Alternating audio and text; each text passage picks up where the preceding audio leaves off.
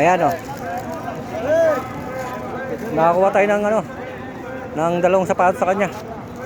Ito. Isang Guess tsaka isang Michael Kors na sapatos. Parehas pang babae. Ayan. Okay na to, may pampasalubong na tayo. Oh, nakadalawa tayo sa kanya. Ito kung isa, ano to, Guess. Ito Michael Kors. Oh. Yan, nandito, ang dami ng tao ngayon, madami na yung tao. Yan o, ito yung sapatosan niya. Oh. Yan, dito natin nabili. Mura lang kasi ano to eh, maganda lang dito sa ano sa Seiko. Makakamura ka lang dito ng ano bili. Oh, at least nakuha lang natin ng ano, tag 10, di ba? Pwede na. Ayan, dito na tayo. Pupuntahan na natin yung sa kabilang ano. Patawid tayo sa kabila. Yung pinanggalingan natin kanina na ano. Ito mga ano, mga thermos. Thermos, mga ano ba 'tong isa? 25. Ah, wala yung ano niya. Sayang oh. Ganito yung hinahanap ko eh. Wala yung ano niya, Paris niya. Maganda sana ngayon niya kasi mainit masyado ngayon dito sa Saudi. Magandang mag-shake ba? Mango shake o mga ganon, banana shake, di ba? Laging humid, araw-araw humid ngayon dito sa ano, Saudi. Pero masarap talaga ano pag yung ano, minom ng malalamig. Yan oh. Pinapunta tayo ulit ng gabi.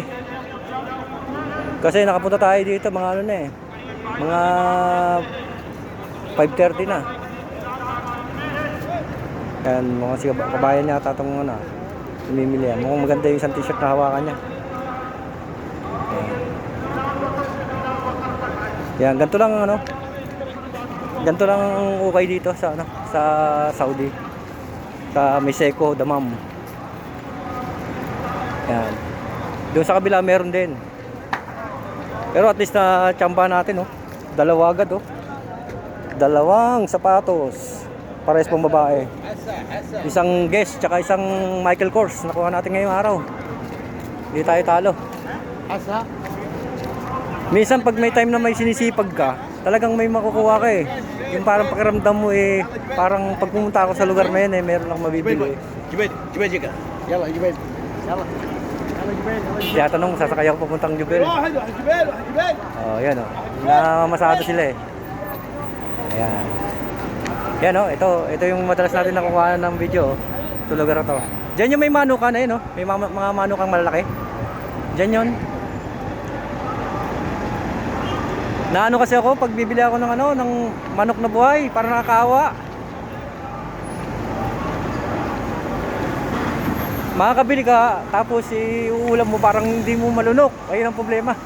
Kasi nag-aalaga rin kasi ako ng manok, may mga alaga akong manok sa Pilipinas. Ayun ang mahirap eh.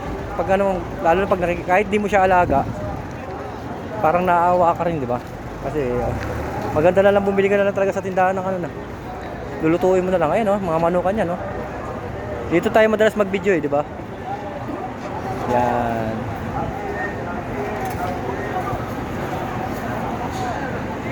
Tsaka na tayo magana bibili niyan. Kasi wala eh, parang hindi mo siya makakain, parang hindi mo siya makain ba? Nasa isip mo yung naaawa ka sa kanila. Yan katulad niya, nakakaawa oh. So, sobrang init ang panahon, tingnan mo yung mga manok parang ano na oh. Parang ano na sila, hinang-hina na sila. Namumutla na, mga nakayuko na. Oh. Tapos kakatayin pa. Nakakaawa naman, di ba? Di bali na sa ibang araw na lang siguro. Diyan tayo mahina eh, sa mga ganyang bagay eh. Dito, tingnan natin dito sa kabila oh. Ito yung mga oh, dito yung mga medyo maliliit. Yan, maliliit. Yan, makabili nyo yung isa oh.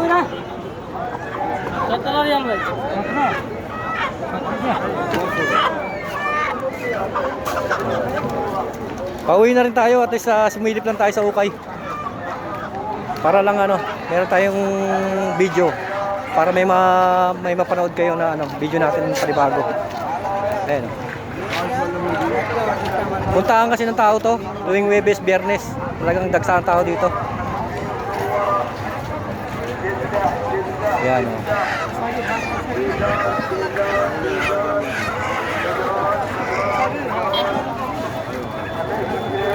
Oh, dadaanan natin yung isang hukay dito.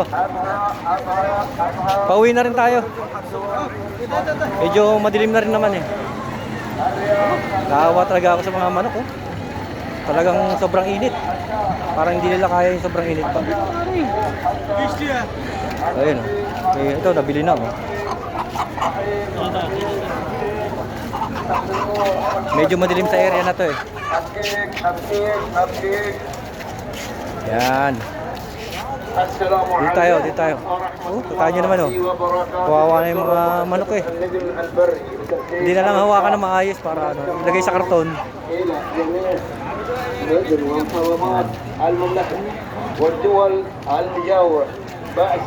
Okay na po. Thank you for watching. God bless. Bye bye po.